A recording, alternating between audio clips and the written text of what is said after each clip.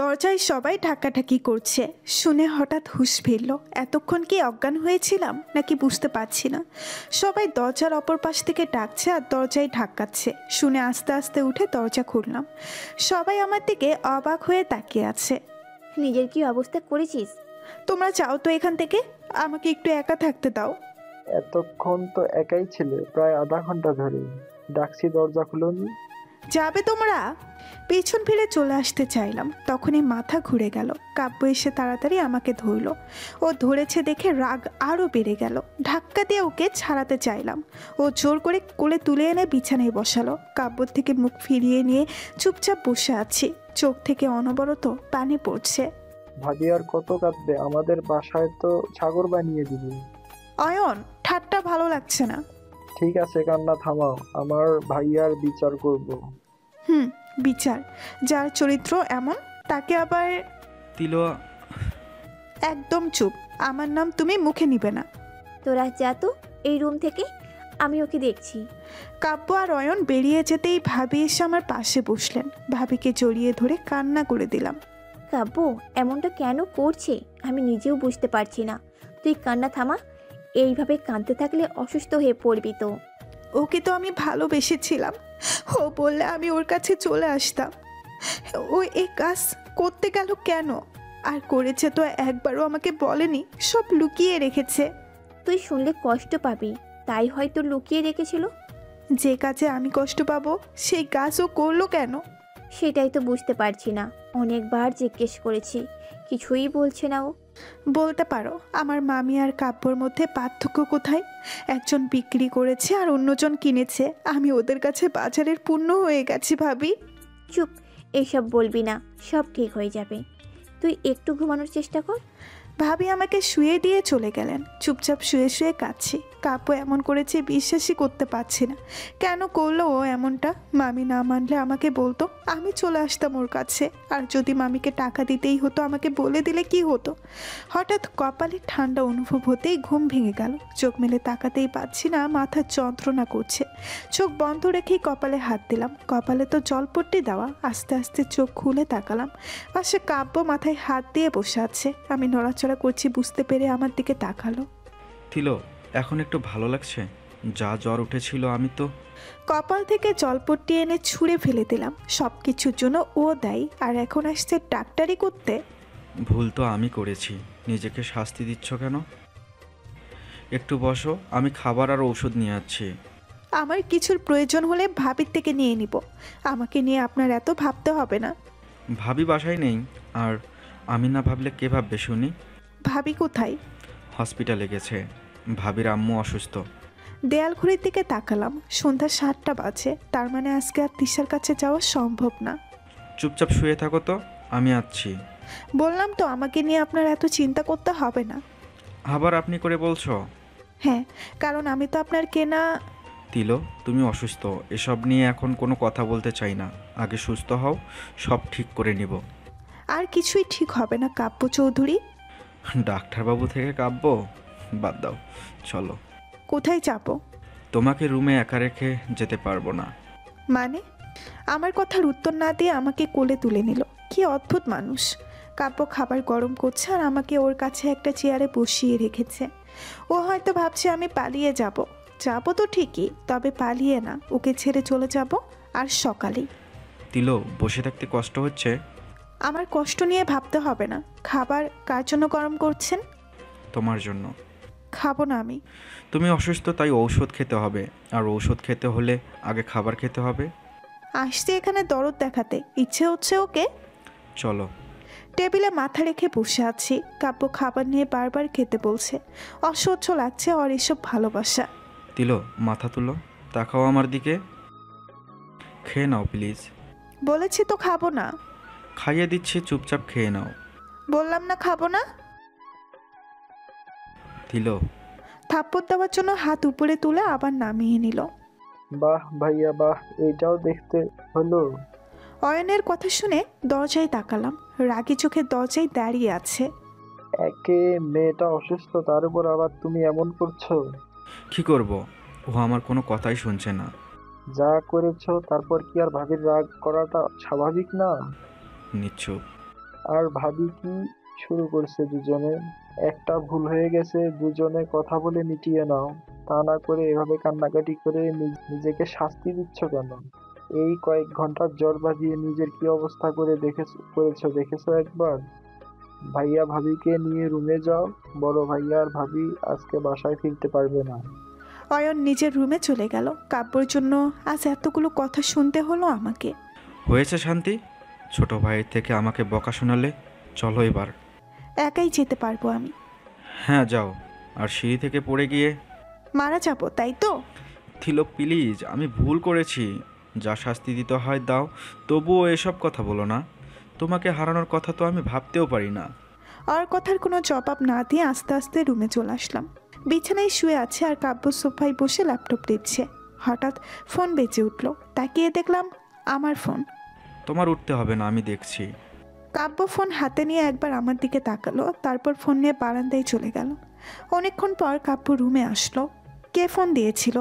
তিশা। তো ফোন নিয়ে বারান্দায় যেতে হলো কেন? এমনি। আর কিছু না বলে চুপচাপ শুয়ে রইলাম। খাবার ঔষধ কিছুই তো খাওনি। রাতে যদি জ্বর বেড়ে যায় তখন বুঝবে আমি কতটা খারাপ হতে পারি। আমার পাশে এসে শুয়ে পড়ল। যে টাকা দিয়ে মেয়ে কিনে এনে বিয়ে করে সে কতটা ভালো তা তো বুঝতেই পারছি। কতবার বলবো এই বিষয় নিয়ে কথা বলতে চাই না। তুমি সুস্থ হও আগে, তারপর না হয় ইচ্ছে মতো ঝগড়া করো। কিছু না বলে বিছানার এক পাশে এসে শুয়ে রইলাম। সকালে ঘুম ভাঙতেই দেখি কাব্যর বুকে ঘুমিয়ে আছি, আর ও আমাকে 2 হাত দিয়ে জড়িয়ে ধরে রেখেছে। আর ঘুমন্ত মুখটা দেখতে কি মায়াবী। কিন্তু ও কাব্যর হাত দুটো সরিয়ে দিয়ে উঠে পড়লাম। একটু ফ্রেশ হয়ে ফোনটা হাতে নিয়ে বাসা থেকে বেরিয়ে পড়লাম। তিশার সামনে দাঁড়িয়ে আছি, ও মাথা নিচু করে দাঁড়িয়ে আছে। তোর আবার কি হলো? তুই কান্নাকাটি বন্ধ কর বলছি। ও ও তোকে সব বলে দিয়েছে? আসলে তমা, আমি সব কিছু জানতাম। কি? প্লিজ রাগ করিস না, পুরো কথাটা আগে শোন। তিশা, তুইও আমাকে ঠকালি। এটাকে ঠকানো বলে না। তুই থাক, আর কিছু শুনতে চাই না। কোথায় যাচ্ছিস? আর একটা কথা শুনে যা প্লিজ। তোর ফোনটা একবার দেখিস। তিশারটাকে সাড়া না দিয়ে দৌড়ে বাসায় চলে আসলাম। কলিং বেল চাপতেই মামি দরজা খুলে দিল। এমন হাঁ করে তাকিয়ে আছো কেন? আশা করনি আমি যে আসবো? না মানে? সবাই তো ঠকালে আমাকে। শান্তি পেয়েছো তো? ও হ্যাঁ, আমাকে বিক্রি করে কত টাকা পেয়েছো? মানে কাব্য চৌধুরী তোমাকে কত টাকা দিয়েছে? বলছো না কেন? আমি শুনতে চাই কত টাকার বিনিময়ে তোমরা আমাকে কেনা বেচা করেছো। তমা, বলো কত টাকা? 1 কোটি। আমার ধমকে ভয়ে বলে দিল। বাহ, কাব্যর কাছে আমার মূল্য 1 কোটি টাকা। মামি আর মায়ের মধ্যে পার্থক্য কি বলো তো? মা হয়ে মেয়েকে বিক্রি করতে পারলে তুমি? ভুল হয়ে গেছে মা, মাফ করে দে। আব্বুর রেখে যাওয়া সম্পত্তির দলিলগুলো দাও। কেন? সব কিছু বিক্রি করে এই শহর ছেড়ে চলে যাব। না, তোমার কাছে থাকবো না, কাব্যর কাছে। পাগলামি করিস না, ঠান্ডা মাথায় আমার কথাটা শোন।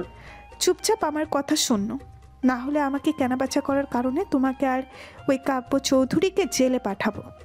তমা, যাও, দলিলগুলো নিয়ে এসো। জানালার কাছে দাঁড়িয়ে আছি, কতদিন পর নিজের রুমে দাঁড়িয়ে আছি, কিন্তু আজ কোনো কিছুই নিজের মনে হচ্ছে না। কারণ আমি যে হঠাৎ কাব্য এসে পেছন থেকে জড়িয়ে ধরলো, ওর স্পর্শে যে খুব চেনা, তাই না দেখেই বুঝতে পারি এখন। কিন্তু কাব্য কোথা থেকে আসলো? ছাড়ুন। না, আগে বলো আমাকে না বলে চলে এসেছো কেন? ইচ্ছে হয়েছে তাই। জানো তোমাকে না পেয়ে কতটা ভয় পেয়েছিলাম। সারা বাসা খুঁজেছি কিন্তু পাইনি। তারপর তিশা ফোন করে বলল তুমি এখানে। তিশার সাথে দেখছি আপনার ভালোই যোগাযোগ আছে। তিশার জন্যই তো তোমাকে আমার করে পেয়েছি। হ্যাঁ, দুজন মিলেই তো আমাকে মামির থেকে কিনলেন। উফ তিলো। ছাড়ুন বলছি। তমা, এই যে দলিল। দলিল দিয়ে কি করবে? ও বলেছে সবকিছু বিক্রি করে এই শহর ছেড়ে চলে যাবে। মানে তিলো, পাগল হয়ে গেছো তুমি? পাগল তো এতদিন ছিলাম, তাই তো তোমাদের কাউকে চিনতে পারিনি। তাই বলে এমন সিদ্ধান্ত নিবে?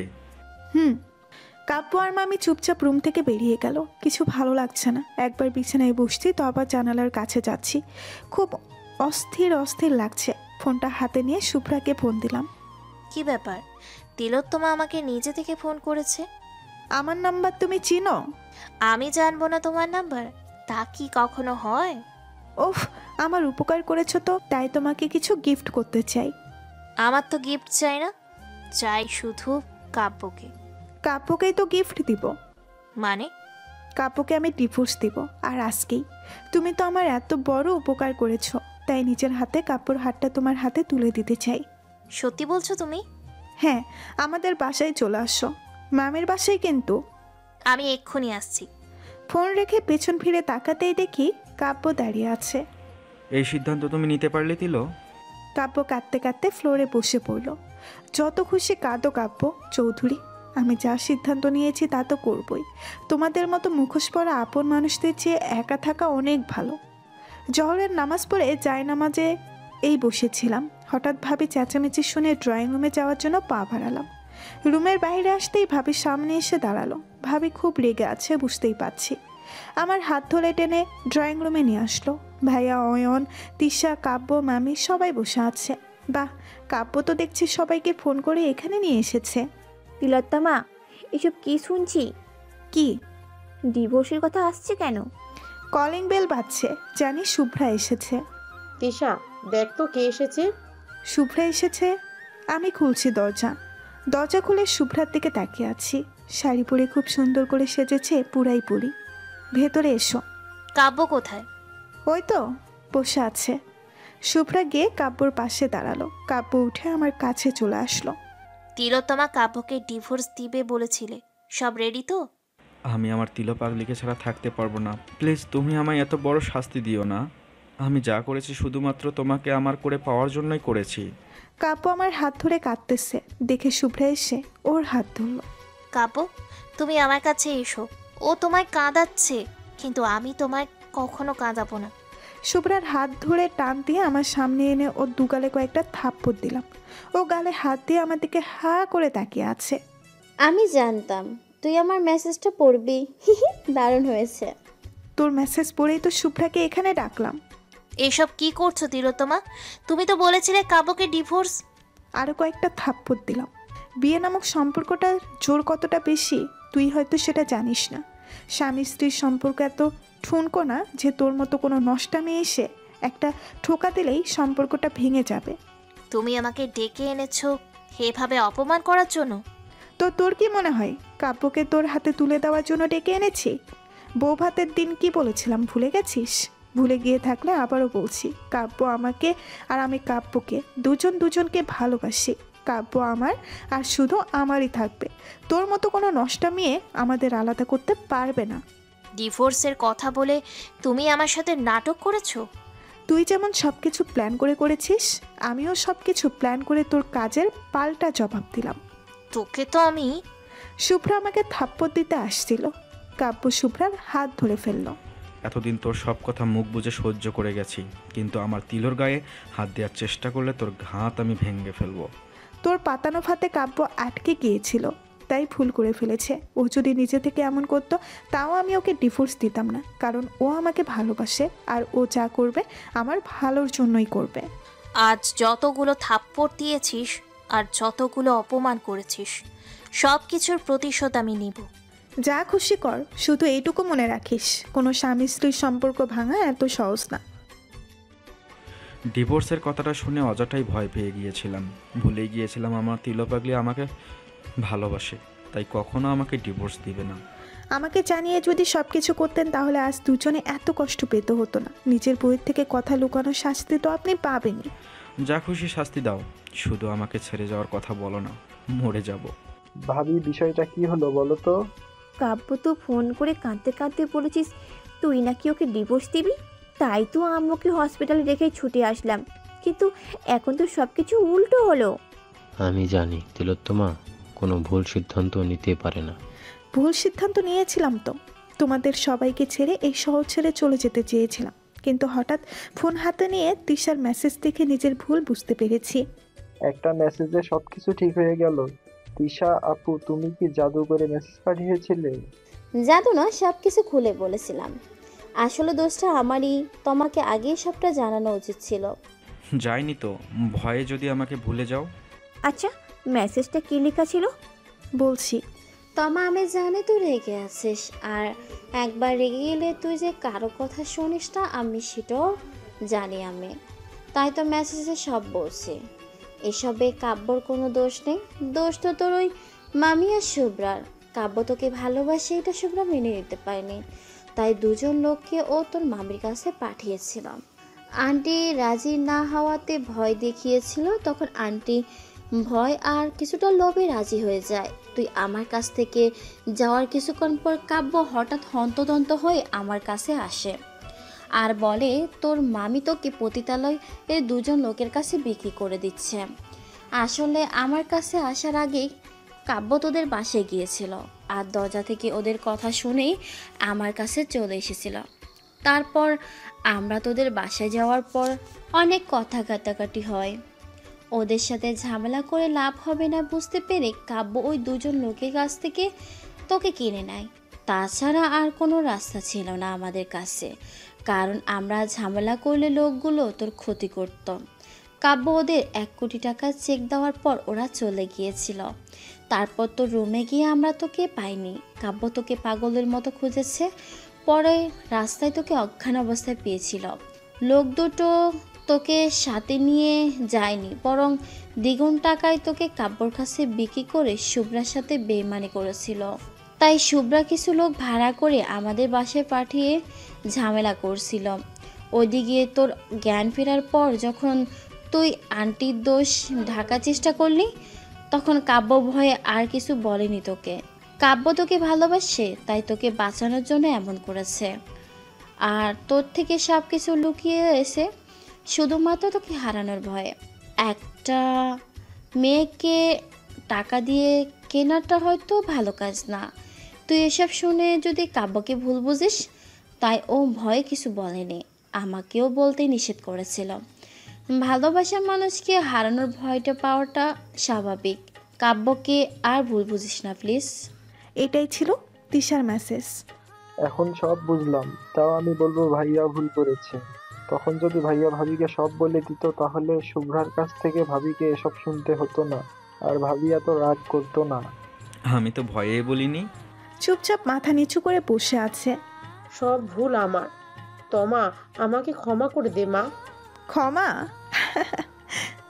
ওরা আমাকে ভয় দেখিয়েছিল আর কিছুটা লোভে পড়ে, কিন্তু তুই বাসা থেকে চলে যাওয়ার পর আমি বুঝতে পেরেছি তোকে আমি কতটুকু ভালোবাসি।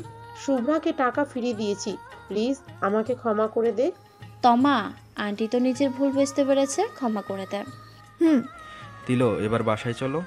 তোমরা সবাই প্রথম এসেছো আমার বাসায়, খাওয়া দাওয়া করে রাতে যাবে। ঠিক আছে। জানালার কাছে দাঁড়িয়ে আছি আর বিকেলের প্রকৃতি দেখছি। হঠাৎ তিশা এসে পাশে দাঁড়ালো। ব্যাপার কি? কিসের? আদনান ভাইয়ের সাথে মনে হচ্ছে সামথিং সামথিং। তেমন কিছু না, এমনি একটু একটু কথা বলি। বিয়ের দাওয়াত কবে পাবো? থমা, তুইও না। তোমরা বললে আমি হেল্প করতে পারি। কাব্য এসে আমার অন্য পাশে দাঁড়ালো। কাব্য তুমি? বুঝেছি, ব্যাপারটা আমাকেই দেখতে হবে, তাই তো তিলো। আপনার ইচ্ছে। এখনো আপনি? আমি যাই, এই সুযোগে রাগটা ভাঙিয়ে নাও। তিশা চলে যেতেই কাব্য আমাকে টান দিয়ে ওর বুকের সাথে জড়িয়ে ধরলো। এত অভিমান আমার তিলো পাগলির, জানতাম না তো। সব তো মিটেই গেল, তাহলে এখনো রেগে আছো কেন? উফ, মিটেনি। আপনি আমার থেকে কথা লুকিয়েছেন, এইটা শাস্তি তো আপনাকে পেতেই হবে। আমি তো ভয়ে বলিনি, প্লিজ বোঝার চেষ্টা করো। শুভ্রা যে বাজেভাবে বলেছে, আপনি তো সেভাবে বলতেন না, অবশ্যই বুঝিয়ে বলতেন। আগে বলে দিলে কি শুভ্রা আপনাকে ব্ল্যাকমেইল করার সুযোগ পেত, আর আমি কি এত কষ্ট পেতাম? আমি নিচ্ছু। ভালোবাসেন অথচ সব কিছু শেয়ার করতে পারেন না কেন? তমা, খেতে আয়। আসছি। খাওয়া দাওয়া করে সন্ধ্যার দিকে অয়ন, কাব্য আর আমি বাসায় চলে আসলাম। ভাইয়া আর ভাবি আবার হসপিটালে চলে গেলেন। আজ তো ভাবিনি, তাই আমি রাতের খাবার রান্না করছি আর ভুয়া আমাকে হেল্প করছে। কাব্য বারবার ড্রয়িং রুম থেকে কিচেনে উকি দিচ্ছে, দেখে খুব হাসি পাচ্ছে। হুট করে কাব্য কিচেনে চলে আসলো। মতলব কি ওর? বুয়া, রান্না কত দূর? এই তো আর কিছুক্ষণ। বাকিটুকু তিলো করে নিতে পারবে। তুমি সারাদিন একা একা কত কাজ করেছো, আর করতে হবে না, বাসায় চলে যাও। কাব্যর দিকে চোখ বড় বড় করে তাকালাম। ও মিটিমিটি হাসছে।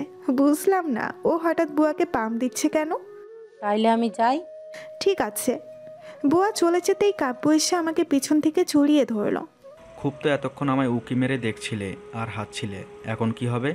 বুয়াকে তো পাঠিয়ে দিলাম। কি হচ্ছে সব? অয়ন বাসায় আছে। থাকুক। ভাবি, অয়নের কণ্ঠ শুনে তাড়াতাড়ি দূরে সরে গেল। ওর দিকে রাগি চোখে তাকালাম। কান ধরে আস্তে বলল, সরি। খিদে লেগেছে তো? বসো। খাওয়া দাওয়া করে রুমে আসতেই কাব্য পেছন পেছন আসলো। তিলো, নামাজ পড়বে না? ওর প্রশ্ন শুনে কিছুটা না অনেক অবাক হলাম। চলো দুজনে একসঙ্গেই নামাজ পড়ি। আপনি নামাজ পড়বেন? সকালেও পড়েছি, আর এখনও রেগে আছো? আপনি করে বলছো। কাব্যর কথার উত্তর না দিয়ে উঁচু করতে চলে আসলাম। কাব্যর উপর রেগে থাকলেও মনে মনে অনেক খুশি হয়েছি। কাব্য নিচে থেকে নামাজ পড়ার কথা বলেছে, দুজন একসাথে নামাজ পড়ে নিলাম। আমি বিছানায় বসে আছি আর কাব্য জায়নামাজে বসে আর চোখে আমাকে দেখছে। ও আল্লাহ, আমার তিলো পাগলিটার রাগটা একটু কমিয়ে দাও না প্লিজ। কথাটা বলে কাব্য আমার দিকে আর চোখে তাকাচ্ছে। ওর কথা শুনে আর রাগ করে থাকতে পারলাম না, ফিক করে হেসে দিলাম। যাক বাবা, শেষ পর্যন্ত রাগটা কমলো তাহলে। কমেছে, কিন্তু যদি আর কখনো আমার থেকে কিছু লুকিয়েছ তখন আর রাগ কমবে না। হলো কি, এত কি ভাবছো? ভাবছি তিলো পাগলিটার রাগটা যখন কমে গেছে, এখন তাকে আদর করব। মানে কি? কিছু না বলে আমার কাছে এসে আমাকে বসা থেকে শুয়ে দিল। জোর করে ওকে সরাতে চাইলাম, উল্টো আমাকে জড়িয়ে ধরলো। কি করছো ডাক্তারবাবু? হুম, প্রাণ ফিরে পেয়েছি। মনে হচ্ছে কত বছর পর ডাক্তারবাবু বলে ডাকলে। তাই বুঝি? কিছু না বলে ডান হাতটা আমার ঘাড়ের কাছে নিয়ে রাখলো। বাম হাত দিয়ে আমার একটা হাত ওর মুখের কাছে গিয়ে আমার হাতে আলতো করে চুমু খেলো। ওর ঠোঁটের স্পর্শে কেঁপে ওঠে, চোখ দুটো বন্ধ করে ফেললাম। ও হাত ঘুরিয়ে আমার পেটের উপরে দিয়ে নিয়ে আমার হাতের উপরে ওর হাত রাখলো। আমার হাতের আঙুলের ভাঁজে ভাঁজে ওর হাতের আঙুলগুলো আটকিয়ে দিল। ডাক্তারবাবু প্লিজ ছাড়ুন। চুপ, কথা তো বলতে পারছো না, ঠোঁট দুটো কাঁপছে, তাও এত কথা বলো কেন? আমাকে আর কিছু বলার সুযোগ না দিয়ে ওর ঠোঁটগুলো আমার ঠোঁটের উপরে আলতো করে রাখলো। তিলো, আমার ঘড়ি কোথায়? টেবিলের উপর রাখা আছে। তিলো, আমার শার্টটা পাচ্ছি না। চোখ অন্ধ হয়ে গিয়েছে নাকি? বিছানার উপরই তো রাখা আছে। রেগে যাচ্ছিস কেন? ভাবি তুমি হাসছো? ওর কাণ্ড দেখেছো? প্রতিদিন হসপিটালে যাওয়ার সময় তিলো আমার এইটা পাই না ওইটা পাই না বলে চেঁচামেচি করে। প্রতিদিন ভালো লাগে বলো? শান্তিতে কোনো কাজ করতে দিবে না। তিলো, রাতে যে ফাইলটা রেখেছিলাম, ফাইলটা কোথায়? পাচ্ছি না তো। আমার মাথায়। রান্নাঘরে কাজ করছি আর ও রুম থেকে সমানে চেঁচামেচি করেই যাচ্ছে। আরে রেগে যাচ্ছ কেন? একটু খুঁজে দিয়ে যাও না।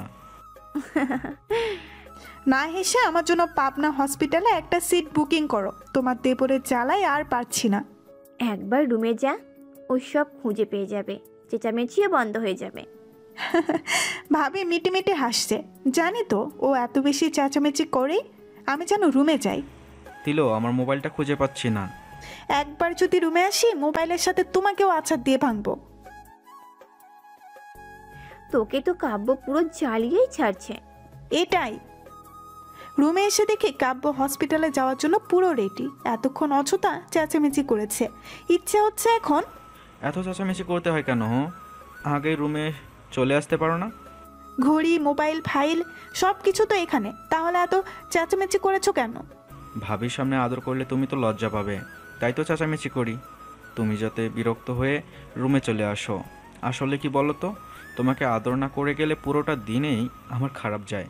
তাই বুঝি? বিয়ের 1 মাস হয়ে গেল আর এখনো এতটুকু বুঝতে পারোনি?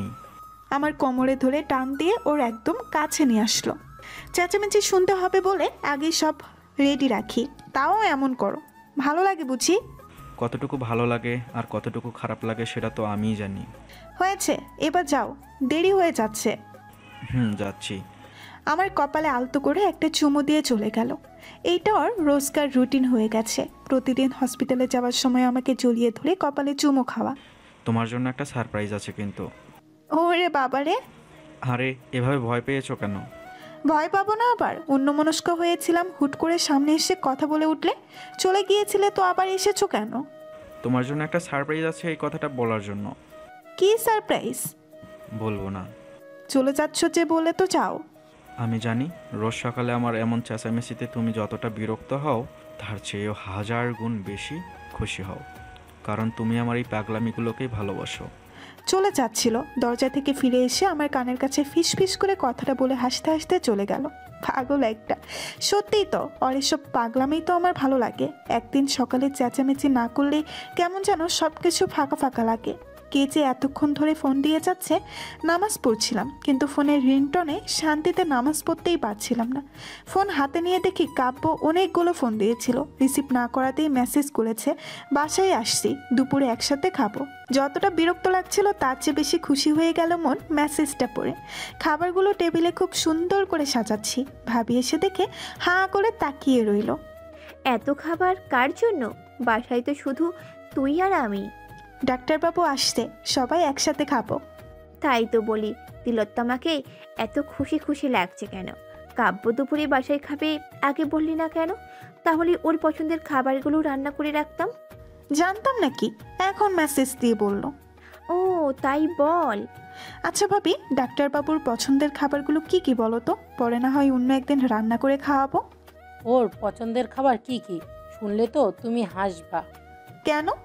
সব বড় লোক দেখি দামি দামি খাবার পছন্দ করে, আর মেজো সাহেব পছন্দ করে গরিবরা যা খায় তাই। মানে? ছোট মাছ আর সব ধরনের ভর্তা ওর খুব পছন্দ। ওইগুলো তো আমরা রোজ খাই। হ্যাঁ যাও, পারলে কাব্যের জন্য কিছু একটা ভর্তা করে নিয়ে এসো। আচ্ছা। ভাবি, ডাক্তারবাবুকে খুব ভালোবাসো তাই না? কাব্য আর অয়ন, ওরা তো আমার দুই ভাই। আর কি বলতো, কাব্য নিজের কষ্টটা নিজের ভেতরেই রাখে, কখনো মুখ ফুটে কিচ্ছু বলে না। তাই যতটুকু পারি ওর জন্য নিজে থেকে কিছু করার চেষ্টা করি। কলিং বেল বেজে উঠল, নিশ্চয়ই আমার ডাক্তারবাবু এসেছে। দৌড়ে এসে দরজা খুললাম। কাব্য আমাকে দেখে মুখে হাসির রেখা টেনে চোখ টিপ মারল। কি দুষ্টু রে বাবা। ভাবি কাব্য আর আমি একসাথে বসে খাবার খাচ্ছি। কাব্য খাবার খাচ্ছে বললে ভুল হবে, ও তো খাবার খাওয়ার নামে দুষ্টুমি করছে। ভাবির চোখের আড়ালে টেবিলের নিচে আমার পায়ের উপরে ওর পা ঘষছে, আর আমি কেঁপে উঠছি দেখে মিটিমিটি হাসছে। এই তিলোত্তমা, কোথায় যাচ্ছিস? খাবো না আর। খাবার রেখে যেতে নেই, চুপচাপ বসে খেয়ে নাও। তুমি কি ওকে চুপচাপ বসতে দিচ্ছ? দুষ্টুমিগুলো বন্ধ করো আর খাবে। এই রে, ভাবি সব লক্ষ্য করেছে। ওকে নিয়ে আর পারি না, সব জায়গায় শুধু দুষ্টুমি। ভাবি, তুমি সব জায়গায় লক্ষ্য করো কেন? দেবর আর জায়ের ব্যাপারে একটু তো লক্ষ্য করতেই হয়। যাও, খেয়ে দুজনে রেডি হয়ে নাও, শপিং করতে যাব। তার মানে এটাই তোমার সারপ্রাইজ? জি না, সারপ্রাইজটা কাল দিব। কালি যখন দিবে তাহলে আজ বলার কি ছিল? সারপ্রাইজটা জানার জন্য মন অস্থির হয়ে আছে। আমি যাচ্ছি না। আমি বলেছি তাই যেতে হবে। না, অন্যদিন যাব, আজ ভালো লাগছে না। ওকে। রিকশায় দুজন পাশাপাশি বসে আছি। কাব্যর ইচ্ছেতে গাড়ি রেখে রিকশা দিয়ে যেতে হচ্ছে। একটা হাত দিয়ে কাব্য আমাকে এমনভাবে জড়িয়ে ধরে রেখেছে, মনে হচ্ছে আমি ছোট্ট একটা বাচ্চা। ওর হাত সরিয়ে নিলেই আমি রিকশা থেকে পড়ে যাব। বারবার ওর দিকে তাকাচ্ছি আর ভাবছি, তুমি আমার জীবনে না আসলে কখনো বুঝতেই পারতাম না যে কেউ কাউকে এতটা ভালোবাসতে পারে, এতটা কেয়ার করতে পারে। বারবার এভাবে তাকাচ্ছ কেন? আমার বুঝি লজ্জা লাগে না? ইস, এমন দুষ্টু মানুষের আবার লজ্জা। 1 মাস ধরে তো দেখছো আমাকে, তাহলে আজ আবার নতুন করে দেখার কি হলো? কাব্য আমার কানের কাছে ফিস ফিস করে কথাটা বলতে নিলেই নিজেই এখন লজ্জা পাচ্ছে। সত্যি আজ ওকে একটু বেশিই দেখছি। ইস, লজ্জাবতীর লজ্জাময় মুখটা দেখতে পারছি না। বোরখা পরা, তাই ও আমার মুখ দেখতে পাচ্ছে না, আর তাই এই কথা বলছে। হঠাৎ কাব্য আমার হাতের উপরে ওর হাত রাখলো, আমার হাতটা ওর হাতের মুঠোই পুড়ে নিল। কি হলো, তোমার হাত এভাবে ঘেমে যাচ্ছে কেন আর কাঁপছো কেন? কাব্যর দিকে তাকালাম, শান্তভাবে আমার দিকে তাকিয়ে আছে। আমার হাতটা এখনও ওর হাতের মুঠোই, আমিও কাব্যর দিকে তাকিয়ে আছি। কি উত্তর দিব আমি নিজেই তো জানি না। আমার হাত এইভাবে কাঁপছে কেন? আর সারা বিকেল তোমার সাথে এভাবে হাতে হাত রেখে রিক্সা করে ঘুরে বেড়াবো, বুঝেছো? সবার জন্য অনেক কিছু কিনলাম, শুধু আমার নিজেরগুলোই রয়ে গেল। ইচ্ছে হচ্ছে না কোনো কিছু কেনার। কাব্য নিজেই আমার জন্য শাড়ি দেখছে। তোমার ফোন বাজছে। দেখছি কে। তুমি এই শাড়িটা দেখো, ভালো লাগলে নিয়ে নাও। শাড়িটা আমার দিকে এগিয়ে দিয়ে ফোন নিয়ে একটু দূরে চলে গেল। হানিমুনে যাওয়ার জন্য শপিং করতে এসেছো? আনমনা হয়ে শাড়ি দেখছিলাম, হঠাৎ কে যেন পিছনে এসে কথাটা বলল। সাথে সাথে পিছনে তাকালাম, কিন্তু কেউ তো নেই। তাহলে কি ভুল শুনলাম? না না, ভুল হবে কেন? আমি স্পষ্ট শুনেছি কেউ একজন কথাটা বলেছে, কিন্তু কে? তিলো, কাকে খুঁজছো? এই তো আমি। হুম। কি হয়েছে, কোনো সমস্যা? না তো। ঠিক আছে চলো। হুম। কাব্য শাড়ি দেখছে আর আমি চারপাশে চোখ বুলাচ্ছি, খুঁজছি কে বলেছে কথাটা, কিন্তু পাবো কোথায়? কণ্ঠটা তো কোনো পুরুষের ছিল। তা তিলো, কি হয়েছে তোমার? কিছুই তো কিনছো না। অনেক তো কিনেছেন, আর লাগবে না, বাসায় চলো প্লিজ। বাসায়? ঠিক আছে, চলো। রিকশায় বসে আছি আর ভাবছি কে ছিল লোকটা। আচ্ছা, কাব্য কি সত্যি হানিমুনে যাওয়ার জন্য শপিং করছে? কিন্তু ও তো আমায় কিছু বলেনি।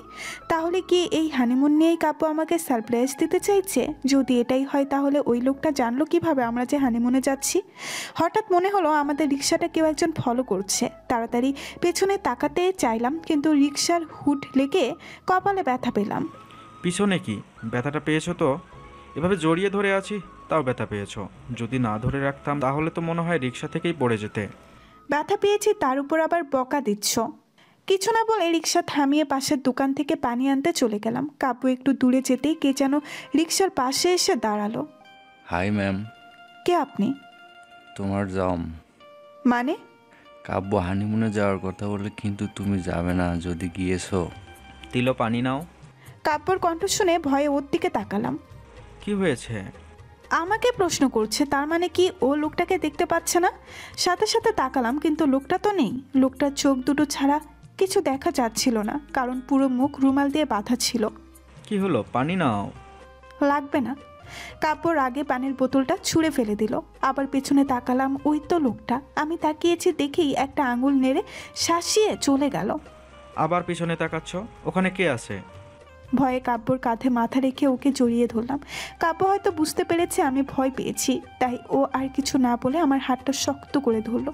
চুপচাপ বিছানায় শুয়ে আছি। লোকটা লাল হয়ে থাকা বড় বড় চোখ দুটো আর আঙুল নেড়ে শাসানো কোনোটাই ভুলতে পারছি না। হঠাৎ কাব্য এসে পাশে বসলো। বিছানাটা আমার গায়ে টেনে দিয়ে আমার মাথায় একটা হাত রাখলো। সেই সন্ধ্যাবেলায় শুয়েছিলে, এখন তো অনেক রাত হলো, ওঠো। কিছু না বলে কাব্যর হাতটা বুকের কাছে এনে জড়িয়ে ধরলাম। কি হয়েছে বলো তো? এর আগে তো কখনো তোমায় এতটা ভয় পেয়ে থাকতে দেখিনি। আসার সময় অন্যমনস্ক হয়েছিলে, রিকশায় ছোট বাচ্চাদের মতো আমাকে জড়িয়ে ধরে রেখেছিলে। কি হয়েছে আমাকে বলো প্লিজ। তুমি কি কোনো কারণে ভয় পেয়েছো? না, কিছু হয়নি। ঠিক আছে, ওটা খেয়ে নাও, আমি ঘুমাবো, খুব টায়ার্ড লাগছে, প্লিজ। হুম। খেয়ে এসে দেখি কাব্য ঘুমিয়ে পড়েছে। সত্যি ওর ঘুমন্ত মুখটাই ক্লান্তির ছাপ পড়ে আছে। কাব্যর চুলগুলোই আলতো করে হাত বুলিয়ে ওর কপালে একটা চুমু দিয়ে ঘুমিয়ে পড়লাম। মাঝরাতে হঠাৎ ফোনের রিংটোন শুনে ঘুম ভেঙে গেল। ফোন হাতে নিয়ে দেখি একটা অজানা নাম্বার। রিসিভ করব কি করব না ভাবতে ভাবতেই কেটে গেল। পরক্ষণেই আবার বেজে উঠল। কাব্যর ঘুম ভেঙে যাবে তাই ফোনটা নিয়ে জানালার কাছে চলে আসলাম। হ্যালো। হানিমুনে যাবি না এই কথাটা কাব্যকে এখনো বলিসনি? আপনি কে বলুন তো? আমাদের হানিমুন নিয়ে আপনার এত মাথা ব্যথা কেন? বলিসি না তোদের জমামি। ধমকের সুরে কথাটা বলতেই ফোন কেটে দিলাম। শুভ্রা ছাড়াও অন্য কেউ আমাদের শত্রু আছে আমি তো ভাবতেই পারছি না। কে এই লোক? আমাদের হানিমুন নিয়ে সে নিষেধ করছে কেন? আর লোকটা জানলো কিভাবে আমরা যে হানিমুনে যাচ্ছি? কাব্যর দিকে তাকালাম, ও গভীর ঘুমে। ভাবছি কাব্যকে এসব বলবো কিনা। কাব্য আমাকে সারপ্রাইজ দিতে চেয়েছিল, আমি যদি আগেই বলে দিই তাহলে ওর আনন্দটাই নষ্ট হয়ে যাবে। আমি ওর আনন্দ নষ্ট করতে পারবো না। আচ্ছা, লোকটা আমাদের কোনো ক্ষতি করবে না তো? আমার ডাক্তারবাবুর কোনো ক্ষতি করবে না তো? আবারও ফোনের মেসেজ টোন বেজে উঠলো। আটকে উঠলাম মেসেজটা দেখে। কে বলতে পারে এই হানিমুনে গিয়ে হয়তো তোর বা তোর ডাক্তারবাবুর প্রাণটাও চলে যেতে পারে। কাব্য আমার চুলে হাত বুলাচ্ছে আর আমি পরম সুখে ওর বুকে শুয়ে আছি। কাব্য ভাবছে আমি ঘুমে, কিন্তু আমি তো জেগে আছি আর ওর ছোঁয়াগুলো অনুভব করছি। কাব্য সেটা বুঝতে পারছে না। হঠাৎ রাতের কথা মনে পড়তেই নিমিষেই মুখের হাসি মিলিয়ে গেল। কাব্যকে এক্ষুনি বলা প্রয়োজন। লাফ দিয়ে উঠে বসলাম। কি হলো? কিছু না। এভাবে লাফ দিয়ে উঠলে যে? আচ্ছা, তুমি না আমাকে কি সারপ্রাইজ দিবে? সারপ্রাইজ জানার জন্য মন পাগল হয়ে আছে দেখছি। বলো না। আজ বিকেলে আমরা হানিমুনে যাচ্ছি। তার মানে ওই লোকটার কথাই ঠিক? ও, কোথায় যাচ্ছি? কক্সবাজার। না গেলে হয় না? জানতাম তুমি রাগ করবে, প্লিজ লক্ষ্মীটি রাগ করো না। রাগ করবো কেন? রাগ করিনি তো। এই যে বিয়ের 1 মাস পর হানিমুনে যাচ্ছি, তাও আবার কক্সবাজারে। তুমি হয়তো অন্য কোথাও যাওয়ার স্বপ্ন দেখছিলে। কথা দিচ্ছি, আবার যখনই সুযোগ পাবো তখন অন্য কোথাও নিয়ে যাব। তুমি যেখানে বলবে সেখানেই যাব। খুশি? বলেছি নাকি আমি অন্য কোথাও যাওয়ার স্বপ্ন দেখেছি? আমি তো আসলে ওইখানে 1 বছর ছিলাম তো, সেই হসপিটালের সবাই তোমাকে দেখতে চাইছে। আর তোমার সাথে তো আমার প্রথম দেখাটা কক্সবাজারেই হয়েছিল। তাই ওখানেই যেতে চাইছি। প্লিজ তুমি রাগ করে থেকো না। কতবার বলবো আমি রাগ করিনি, আসলে তো আমি হানিমুনেই যেতে চাচ্ছি না। আশ্চর্য, তুমি এত রেগে যাচ্ছ কেন? চুপচাপ বিছানায় বসে আছি, এইভাবে রেগে যাওয়াটা বোধহয় ঠিক হয়নি আমার, কিন্তু আমি কি করব, লোকটা তো ভয় দেখিয়েই যাচ্ছে। সবাই তো বিয়ের পর হানিমুনে যেতে চায়, কিন্তু তুমি? সরি। হয়েছে, এবার বলো তো রেগে আছো কেন? আমি রাগ করিনি, আসলে তো আমি ভয়ে আছি। ভয়? কিসের ভয়? লোকটার কথা সব কিছু কাব্যকে খুলে বললাম। ফোন থেকে লোকটার নাম্বারও কাব্যকে দেখালাম। কাব্য আমার মতো এতটা ভয় পায়নি, কিন্তু বেশ চিন্তিত দেখাচ্ছে ওকে। এখন তুমি কি চাও? আমরা হানিমুনে যাব না প্লিজ? এত কষ্ট করে ছুটি নিলাম, সব কিছুই ঠিকঠাক, হোটেল রুমও বুক করে ফেলেছি, আর এখন কোথাকার একটা লোকের ভয়ে আমরা হানিমুনে যাব না? মানে কি, তোমার ভয় করছে না? না করছি না, চিনি না জানি না কোথাকার কোন লোক এসে ভয় দেখালো, আর আমরা সেই ভয়ে হানিমুনে যাব না। এইটা হয় নাকি তিলো? লোকটা কে আমরা তা জানি না বলেই তো বেশি ভয় হচ্ছে। তিলো, প্লিজ বোঝার চেষ্টা করো, আমার খুব ভয় করছে। ঠিক আছে, ভেবে দেখছি। কাব্য মন খারাপ করে চলে গেল। কি করব কিছুই বুঝতে পারছি না। চুপচাপ বারান্দায় দাঁড়িয়ে আছি। কাব্য কিছু না খেয়ে কোথায় যেন চলে গেছে। ও যে খুব কষ্ট পেয়েছে তা আমি বুঝতে পেরেছি, কিন্তু আমি কি করব? কক্সবাজার গিয়ে যদি ওর কোনো ক্ষতি হয়ে যায় তখন আমি কি করব? কাকে নিয়ে বাঁচবো? ফোনটা বেজে উঠলো। রুমে এসে ফোন রিসিভ করলাম। তিশা ফোন দিয়েছে। বল। কে রে, কবে বেরোচ্ছিস? কবে বেরোচ্ছি মানে? কক্সবাজার যাবি না? না। মানে কি? তুই জানিস কাব্য হানিমুনে যাওয়ার জন্য কতটা এক্সাইটেড হয়ে আছে। যা। একটা সমস্যা হয়েছে তাই যাব না। কোনো সমস্যা বুঝি না, যেতে হবে। কেন? কারণ তুই না গেলে আমাদের যাওয়া হবে না। মানে? কাব্য বলেনি তোকে তোদের সাথে যে আমিও আর আদনান যাচ্ছি? না তো, কখন বলবে? আমি ওকে বলার সুযোগ দিলে তো বলবে। প্লিজ না করিস না, কাব্য অনেক কষ্ট পাবে। হঠাৎ ছাদ থেকে গিটারের টুংটাং শব্দ ভেসে উঠলো। তার মানে কাব্য আবার গিটার বাজাচ্ছে আর কাঁদছে। পরে তোকে জানাচ্ছি, এখন রাখি। তিশাকে কিছু বলার সুযোগ না দিয়ে ফোনটা কেটে দিয়ে ছাদের দিকে দৌড় দিলাম। যা ভেবেছিলাম তাই, কাব্য কাঁদছে আর গিটার বাজাচ্ছে। আমি ওর কাঁধে হাত রাখতেই গিটার বাজানো বন্ধ করে দিল। আবারও তুমি? আমার কিছু ভালো লাগছে না, একা থাকতে দাও আমাকে। আদনান ভাইয়া আর তিশা যে যাবে আমাদের সাথে বলনি তো? বলার মতো সুযোগ দিয়েছো নাকি? ঠিক আছে, আমরা কক্সবাজার যাচ্ছি। কি? কাব্য অবাক হয়ে তাকিয়ে আছে আমার দিকে। যাচ্ছি, কিন্তু 2 দিনের বেশি থাকা যাবে না, আমার খুব ভয় করছে। ঠিক আছে, 2 দিন পর চলে আসবো, যাও রেডি হয়ে নাও। যেতে তো রাজি হলাম, কিন্তু ভেতরের ভয়টা যে ক্রমশ বেড়েই চলেছে। যদি ওই লোকটা আমাদের কারো কোনো ক্ষতি করে। কি হলো, এখনো রেডি হওনি? তিশারও তো চলে এসেছে। এই তো শেষ। ড্রয়িং রুমে এসে দেখি আদনান ভাই আর তিশা বসে আছে। আচ্ছা, ওদের সম্পর্কটা কি শুরু হয়েছে নাকি এখনো? চলো সবাই। সাবধানে যেও। ঠিক আছে, তুমি চিন্তা করো না। ভাবি অয়ন কোথায়? সামনে পরীক্ষা তো, তাই ঠেকাই পড়ে কলেজে গেছে। ওকে বলো আসছি আমরা। তিলো, গাড়িতে ওঠো। পেছনে তিশার কাছে বসতে গেলাম, কাব্য নিষেধ করলো। সামনে বসো আমার কাছে। কিন্তু তিশার কাছে আদনান ভাই। ওরা দুজনে একে অপরকে পছন্দ করে, কিন্তু কেউ কাউকে এখনো বলতে পারেনি। এই লং ড্রাইভে যদি বলতে পারে, তাই তো দুজনকে পিছনে দিলাম। তা না হয় বুঝলাম, কিন্তু এতটা রাস্তায় কি তুমি ড্রাইভ করবে? হ্যাঁ, সমস্যা কি? ভয় পেও না, ড্রাইভটা আমি ভালোই করতে পারি। কাব্য ড্রাইভ করছে আর আমি ওর পাশে বসে ফোনটা হাতে নিয়ে নাড়াচাড়া করছি। ভয় হচ্ছে খুব। যদি মনে হচ্ছে তুমি কারো ফোনের অপেক্ষা করছো। না তো, কিসের জন্য ফোনটা হাতে নিয়ে নাড়াচাড়া করছে নিজেও বুঝতে পারছি না। শুধু জানি লোকটা আবারও ফোন বা মেসেজ করবে, আবারও ভয় দেখাবে। কিন্তু লোকটা কি শুধু ভয় দেখিয়েই যাবে নাকি আমাদের কোনো ক্ষতি করবে? এসে কোনো ভুল করিনি তো? ফোনটা হাত থেকে রাখো তো। কাব্য বড় বড় চোখ করে তাকাচ্ছে দেখে ফোনটা ব্যাগে রেখে দিলাম। কাব্য আমার একটা হাত চেপে ধরলো। আরে, এক হাত দিয়ে ড্রাইভ করছো কেন? বললাম না ড্রাইভটা ভালোই করতে জানি, তুমি ভয় পেও না। সামনে তাকিয়ে ড্রাইভ করতে করতেই আমার হাতটা ওর মুখের কাছে নিয়ে গিয়ে হাতে একটা চুমো খেলো। সব ভালো হবে, দেখো, ভয় পেও না। তুমি এভাবে মুখ গোমরা করে থাকলে আমার ভালো লাগে বলো? প্লিজ একটু হাসো। চলেই যখন এসেছি, এখন আর মুখ গমরা করে রেখে ওদের আনন্দ নষ্ট করার কোনো মানেই হয় না। কাপড় দিকে তাকিয়ে মৃদু হেসে ওর কাঁধে মাথা রাখলাম। এই তো আমার লক্ষ্মী বউ।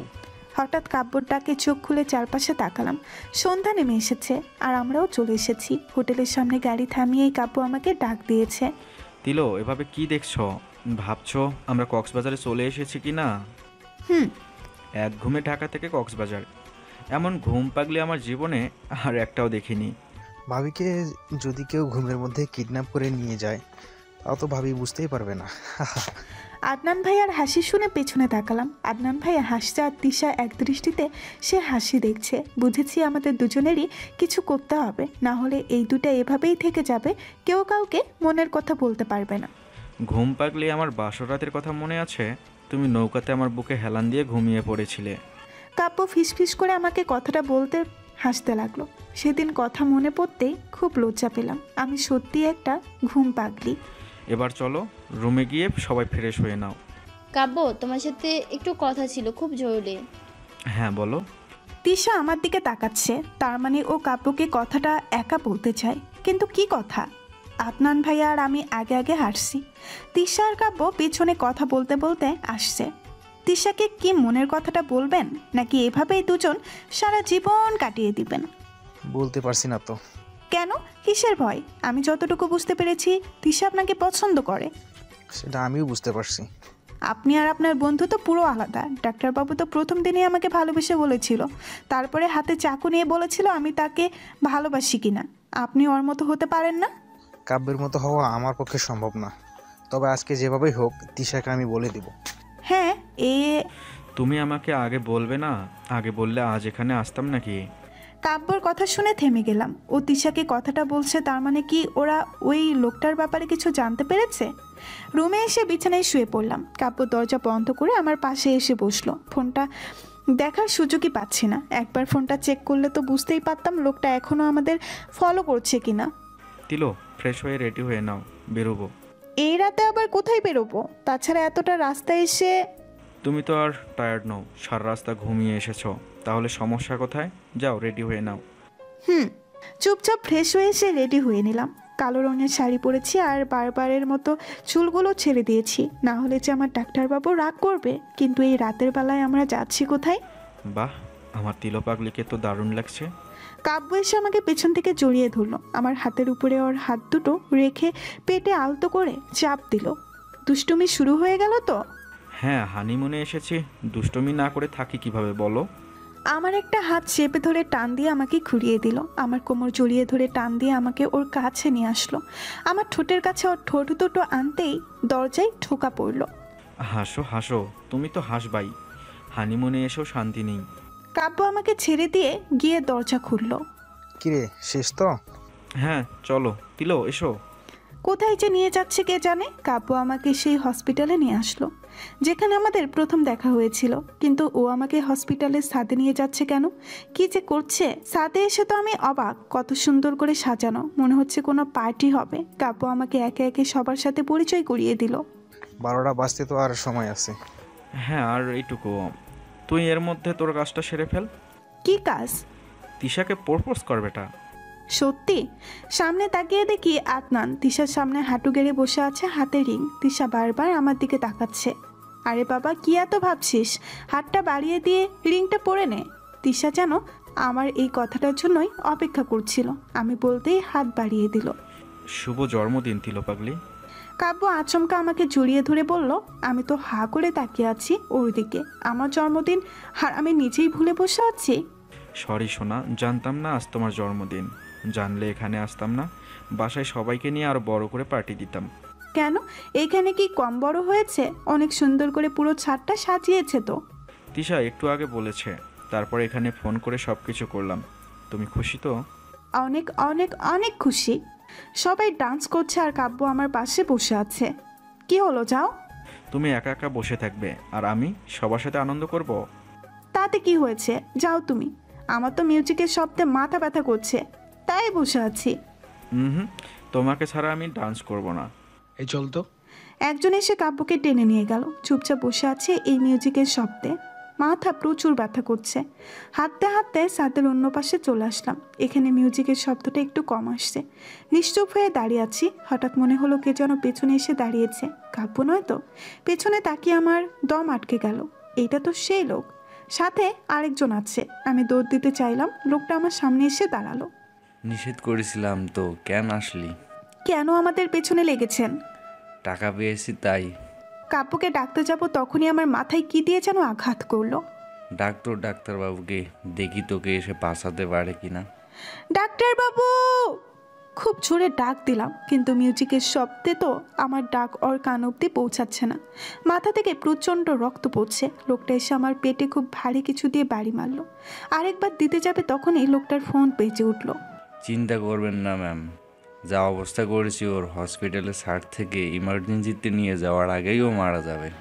মাথা আর পেটের প্রচণ্ড ব্যথায় মাটিতে লুটিয়ে পড়লাম। সাথে সাথে কারেন্ট চলে গেল। খুব কষ্ট করে কাব্যকে আরেকবার ডাক দিলাম। মিউজিকের শব্দ নেই, তাই কাব্য শুনতে পেয়েছে। সবাই এইদিকে আসছে। বুঝতে পেরে লোক দুটো চলে গেল। তিলো, কি হয়েছে তোমার? এত রক্ত? তোমার কি হয়েছে? কে করেছে এমন অবস্থা? ওই লোকটা। কাব্য, আমার খুব কষ্ট হচ্ছে। কাব্য, কথা বলে সময় নষ্ট করছিস কেন? তাড়াতাড়ি ইমার্জেন্সিতে নিয়ে চল। কাব্য আমাকে কোলে তুলে নিল। পেটের প্রচণ্ড ব্যথায় চোখ দুটো অন্ধকার হয়ে আসছে। কাব্যর গলা জড়িয়ে ধরে ওর মুখের দিকে তাকালাম। আস্তে আস্তে চোখ দুটো বুজে আসলো। মাথাটা কেমন যেন ঝিমঝিম করছে। আস্তে আস্তে চোখ খুলে তাকালাম। হসপিটালের আইসিইউতে আছি আমি। মুখে অক্সিজেন মাস্ক লাগানো, হাতেও কী সব যেন লাগানো। রাতের কথা আস্তে আস্তে সব মনে পড়ল। এত কিছুর পর আমি বেঁচে আছি ভাবতেই পারছি না। হঠাৎ কারো ফুপিয়ে ফুপিয়ে কান্নার শব্দ ভেসে আসলো। আস্তে আস্তে পাশ ফিরে তাকালাম। কাব্য সিস্তায় পড়ে ফুপিয়ে ফুপিয়ে কাঁদছে। ও এত কাঁদছে, কিন্তু আমি ওকে ডাকতে পারছি না। একটু নড়তেই পেটে প্রচণ্ড ব্যথা অনুভব হলো। হঠাৎ রুমে একজন সিস্টার এসে ঢুকলো। ওকে দেখে হাত নাড়ার চেষ্টা করলাম। এই তো ম্যাডামের জ্ঞান ফিরেছে। সিস্টারের কথা শুনে কাব্য তাড়াতাড়ি উঠে আমার কাছে আসলো। তিলো, তুমি ঠিক আছো তো? পাগলের মতো কাঁদছেও, কিন্তু আমি কিছুই বলতে পারছি না। খুব কষ্ট হচ্ছে। স্যার কি করছেন? এইভাবে কাঁদলে ম্যাডামের সমস্যা হবে। সিস্টার কাব্যকে সরাতে আসলো, কিন্তু কাব্য সিস্টারকে ধাক্কা মারলো। সিস্টার তাড়াতাড়ি বাইরে চলে গেল। পুরো 2 দিন পর তোমার জ্ঞান ফিরেছে। সবাই বলেছিল তুমি বাঁচবে না, কিন্তু আমি বিশ্বাস করিনি। তুমিই বলো, আমার তিলো পাগলি কি আমাকে একা রেখে চলে যেতে পারে? আমি নামাজ পড়েছি, আল্লাহর কাছে দোয়া করেছি, আর দেখো তোমার জ্ঞান ফিরে এসেছে। আল্লাহ আমার কথা শুনেছেন। কাব্যর কান্না দেখে নিজেকে ঠিক রাখতে পারছি না। ইচ্ছে হচ্ছে ওর চোখের পানি মুছে দেই, কিন্তু আমি তো হাতে নাড়াতে পারছি না। কাব্য, কি করছিস? পাগল হয়ে গেছিস? সিস্টারটা গিয়ে আদনানকে নিয়ে এসেছে। আদনান কাব্যকে টেনে আমার থেকে দূরে নিয়ে যেতে চাইলো, কিন্তু কাব্য যাচ্ছে না। তুই একজন ডক্টর হয়ে এমন পাগলামি কেন করছিস? বুঝতে পারছিস না এভাবে কাঁদলে ভাবি সমস্যা হবে? আমি আর কাঁদবো না, প্লিজ। ওর কাছে আমাকে থাকতে দে। দিয়েছিলাম তো, কিন্তু এভাবে কাঁদলে? আর কাঁদবো না। কাব্য চোখের পানি মুছে নিয়ে আমার পাশে এসে বসলো। আদনান এসে কিছু চেক আপ করলো। এই তো ভাবি সুস্থ হয়ে গেছি, তুই অযথা কান্নাকাটি করছিস। তিলো তো সুস্থ হবে, কিন্তু... কাব্য, চুপ কর। কাব্য আবার ডুকরে কেঁদে উঠলো। কি লুকোচ্ছে ওরা আমার থেকে? দেখ, ভাবি সুস্থ হয়ে গেছে, এবার যা, তুই ফ্রেশ হয়ে নি। কাব্যর দিকে তাকালাম। সেই রাতের পাঞ্জাবিটা এখনও ও পরনে। পুরো পাঞ্জাবিতে রক্তের ছাপ লেগে আছে। কাব্যকে দেখে কোনো সুস্থ মানুষ মনেই হচ্ছে না। ওকে এখন পাগল পাগল লাগছে। আমি কোথাও যাব না। কিছু অন্তত খেয়ে নে প্লিজ। আমার খিদে নেই। কাব্য এখনও কিছু খায়নি। এভাবে না খেয়ে থাকলে তো ও অসুস্থ হয়ে পড়বে। আদনানকে ইশারা দিয়ে অক্সিজেন মাস্কটা খুলে দিতে বললাম। মাস্ক খুলে দিতেই আস্তে আস্তে কথা বলার চেষ্টা করলাম। ডাক্তারবাবু। তিলো, তুমি কথা বলতে পারছো? কাব্য, আস্তে কথা বল। একজন ডাক্তার হয়ে এসে পাগলামি করছিস কিভাবে? ওকে বকো না প্লিজ। ও আমার এই অবস্থা থেকে নিজেকে ঠিক রাখতে পারছে না, তাই এমন পাগলামি করছে। প্লিজ ওকে বকো না। ডাক্তারবাবু, যাও, কিছু খেয়ে নাও। খিদে নেই। যাও বলছি। খাবার বাসা থেকে নিয়ে এসেছি, কিন্তু ও তো খেতেই চাইছে না। ভাবি তুমি? চারিদিকে চোখ বুলালাম, কোথায় আছি বুঝতে পারছি না। তিলো, তোমাকে ঢাকা নিয়ে এসেছি, আমাদের হসপিটালে। এখানে ভিড় করো না প্লিজ। কাব্য, যা খেয়ে আয়। তিলোর কাছেই বসে খাই। কাব্যর বাচ্চামি কথাগুলো শুনে হাসি পাচ্ছে। পাগলটা কত ভালোবাসে আমায়, চোখের আড়াল করতেই চাইছে না আমাকে। আগে ফ্রেশ হয়ে আয়, যা। তিশা কোথায়? একটা কাজে গেছে, একটু পর চলে আসবে। কাব্য পাশে বসে খাচ্ছে। আমি চোখ দুটো বন্ধ করে শুয়ে আছি আর ভাবছি, লোকটা ম্যাডাম ডাকলো কাকে? কার কথা মতো ওরা আমাকে মেরে ফেলতে চাইছিল? আচ্ছা, শুভ্রা নয় তো? হতে পারে সেদিনের থাপ্পড়ের প্রতিশোধ নিতে চেয়েছিল, কিন্তু এভাবে এতটা খারাপ কেউ হতে পারে? কাব্য, এ নাও, শুভ্রাকে নিয়ে এসেছি। তিশার কথা শুনে দরজায় তাকালাম। তার মানে তিশা শুভ্রাকে আনতে গিয়েছিল। শুভ্রা, কেন করলে এমন? আরে খাবার রেখে কোথায় যাচ্ছ? আমার কথার উত্তর না দিয়ে ও শুভ্রাকে টেনে এনে আমার পায়ের কাছে ধাক্কা দিয়ে ফেলে দিল। তোমরা আমার সাথে এমন করছো কেন? কি করেছি আমি? মনে হচ্ছে ভাজা মাছটা উল্টে খেতে জানে না। কি করেছি বলবে তো? আর তিলোত্তমা আইসিইউতে কেন? শুভ্রা অবাক হয়ে তাকিয়ে আছে আমার দিকে। তাহলে কি ও সত্যিই কিছু করেনি? আমার তিলকে মেরে ফেলার চেষ্টা করে এখন কিছু না জানার ভান করছো? কি? আমি তিলোত্তমাকে মেরে ফেলার চেষ্টা করেছি? কি বলছো এসব? তাহলে তুমি এই 2 দিন হসপিটাল আসোনি কেন? হসপিটালে আসিনি এই জন্যই আমি এখন অপরাধী? আমি তো ছুটি নিয়েছিলাম কারণ আম্মু অসুস্থ। তিশাকে জিজ্ঞেস করো, ও দেখে এসেছে আম্মু অসুস্থ। হ্যাঁ দেখেছি, কিন্তু তাই বলে তুমি কিছু করনি তা বিশ্বাস করবো কিভাবে? লোক দুটোকে তুমি টাকা দিয়েছো আর ওরা তোমার কথা মতো কাজ করেছে। কোন লোক? কি বলছো তোমরা? কতবার বলবো আমি কিছু করিনি? আস্তে চেঁচামেচি করো আর বাইরে চলো, সবাই ভাবে সমস্যা হবে। দাঁড়াও, আমি ওর সাথে কথা বলতে চাই। এখন কোনো কথা বলতে হবে না, তুমি রেস্ট নাও। না, আমি শুভ্রার সাথে কথা বলতে চাই। বিশ্বাস করো আমি কিছু করিনি। তুমি হসপিটালে আছো সেটাও আমি জানতাম না। আম্মু অসুস্থ, আমি 2 দিন বাসাতেই ছিলাম। আমি কাব্যকে ভালোবাসি, তাই তোমার সাথে খারাপ আচরণ করি। কিন্তু আমি এতটা খারাপ না যে তোমাকে মেরে ফেলার চেষ্টা করব। শুভ্রাকে দেখে তো মনে হচ্ছে সত্যি ও কিছু জানে না। তাহলে কে করলো এই কাজ? নিজের আম্মুকে নিয়ে তো কেউ মিথ্যে বলে না। বিশ্বাস করো আমি আম্মুর কাছে ছিলাম 2 দিন, তাই হসপিটালে আসতে পারিনি। আর এই সব ব্যাপারে আমি কিছুই জানি না। ঠিক আছে, তুমি তোমার আম্মুর কাছে যাও। কি বলছো এসব? পাগল হয়ে গেছো? ওকে যেতে দাও। শুভ্রা চলে গেল। সবাই চুপচাপ বসে আছে। বুঝতেই পারছে না শুভ্রা এমন না করলো কে। শুভ্রা ছাড়া আমাদের নতুন কোনো শত্রু আছে, আর সেটা কোনো মেয়ে। কারণ লোকটা ফোনে ম্যাডাম বলে ডেকেছিল। এত বড় শত্রুকে আমাদের, যে কিনা আমাকে খুন করতে চেয়েছিল। শুভ্রাকে যেতে দিলে কেন? শুভ্রা কিছু করেনি, ওর চোখ দেখেই বুঝতে পেরেছি। চোখ দেখেই বোঝা যায়। কেউ মিথ্যা বললে তার চোখ দেখলেই বোঝা যায়। শুভ্রা মিথ্যা বলেনি। তাহলে কে করলো এমন? ভাইয়া ভাইয়া। হঠাৎ কে যেন চড়ে চড়ে চিৎকার করে রুমে এসে ঢুকলো, সাথে অয়ন। হিয়া, আস্তে কথা বল। হিয়া কি করছিস? আস্তে চেঁচা। কিসের আসতে? আজকে ভাবির এই অবস্থা হয়েছে শুধুমাত্র তোমার জন্য। হিয়া কাপড় শার্টের কলার ধরে ফেললো। হ্যাঁ, কাব্য ভাবির এই অবস্থা করছে, আর তুই এখন চেঁচামেচি করে ভাবির অবস্থা আরো খারাপ করে দে। আদনানের কথা শুনে হিয়া কাব্যকে ছেড়ে দিয়ে আমার পাশে এসে বসলো। সরি ভাবি, ভাইয়ার জন্য তোমার এই অবস্থা হলো। কেন ডাক্তারবাবু, আবার কি করলো? তুমি না করার পরও হানিমুনে গিয়েছিলে। ছোট ভাইয়া আমাকে সব বলেছে। গতকাল রাতে ভাবি আমাকে জানিয়েছে তোমার এই অবস্থা, তাই তো সকালের ফ্লাইটেই চলে আসলাম। তোমার ভাইয়ার কোনো দোষ নেই, আমরা জানতাম না কি এত খারাপ কিছু হবে।